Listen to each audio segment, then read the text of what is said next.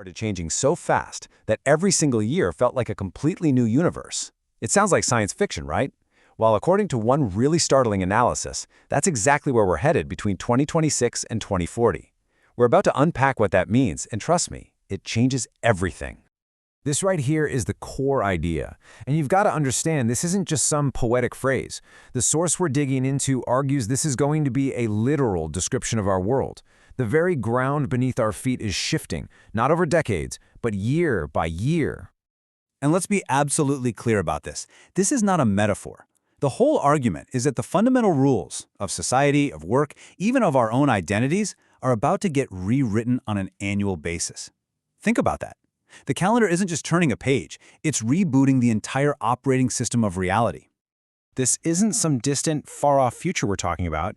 The source material places this as the landscape for the next 14 years.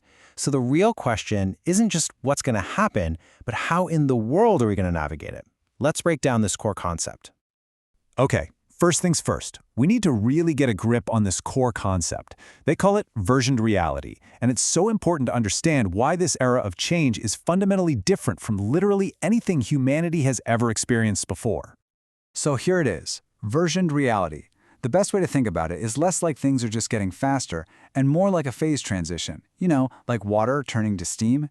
It's a change in the state of being. The underlying rules are changing so fast that each year basically operates on a whole new set of assumptions. You know, in past revolutions, like the Industrial Revolution or the Internet boom, society had decades, sometimes even generations, to absorb the new stuff. Culture had time to catch up. But the argument here is that now, for the first time in history, the rate of change is actually faster than our ability to psychologically and socially digest it. Your experience stops being this continuous building story and just becomes a series of separate episodes. This is probably the most useful way to wrap your head around it. Imagine reality itself is a piece of software, and it's getting a massive, system-wide update every single year. The skills you mastered for reality version 2028, they might just be useless in version 2029. The social rules you knew, the interfaces, they get deprecated, and there is absolutely no guarantee your old way of being will be compatible with the new system.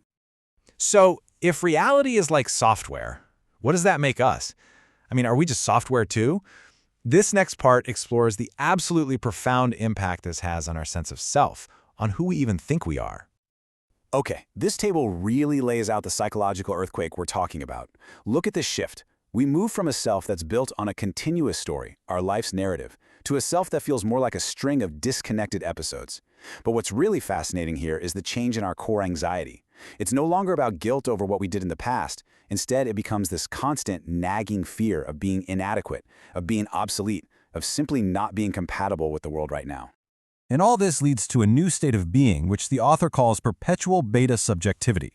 You know that feeling, right? It's the feeling that you are never quite finished, never quite good enough, always a work in progress that's just one update behind. It's like your conscience becomes an internal algorithm just demanding constant optimization. Now, this isn't just something happening inside our own heads. It completely reshapes our entire social fabric. And that brings us to the next massive consequence, what the source calls society's great desync. So the source introduces this brand new concept, temporal capital. This is basically what determines how well you can handle these constant reality updates. And it's not just about being smart. It's about your mental flexibility, your financial cushion to absorb shocks, who you know in your social networks, and how fast you can pick up on the new rules of the game. And, well, just like any other form of capital, it is not distributed equally, not even close. This creates what the author calls temporal classes. You end up with a small group of early adopters who are basically living in the future. Then you have the mainstream, most of us, just struggling to keep pace. And then you have a pretty significant group that gets left behind, living in a perpetual past, operating on obsolete systems. Suddenly, inequality becomes chronological.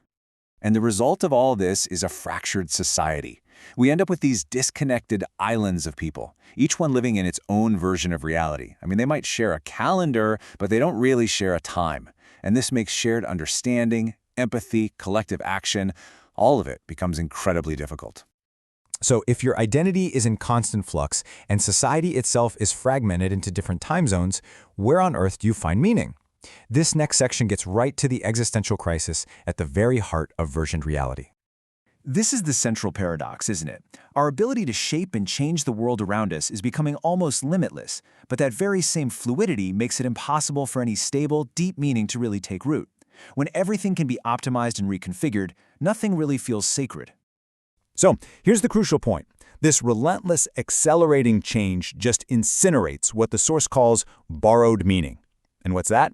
It's the meaning we get from unthinking tradition, from inherited social scripts, from just doing what's always been done. Those old frameworks are just too brittle. They shatter under the pressure of constant updates. But the analysis doesn't just end in despair, which is good news.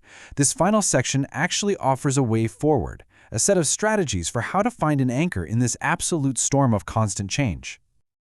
And this brilliantly illustrates the path forward. It's not about trying to resist the change, but about developing a stable inner core. The strategy has 3 parts. First, cultivating bifocal consciousness, which is being able to see both the immediate chaos and the long-term picture at the same time. Second, elective finitude, creating your own stability by consciously choosing your commitments. And third, focusing on what is truly invariant. And these are what the source calls transversion invariants. These are the values and principles that can guide you no matter what universe you wake up in tomorrow. We're talking about the big ones: dignity, compassion, the search for truth. But here's the catch. They can't be borrowed. They have to be actively chosen, and then they have to be lived out. So this is really the central takeaway. In an era where all that passive, inherited meaning is constantly being destroyed, a stable core can only come from principles you actively choose, you embody in your actions, and you defend, especially when it's hard. And so we'll leave you with this question to really think about. As the world around you gets versioned and reversioned year after year after year, what is the core code of your own operating system? What are the values so essential to you that they are simply not up for debate? That, the source suggests, is exactly where you'll find your anchor.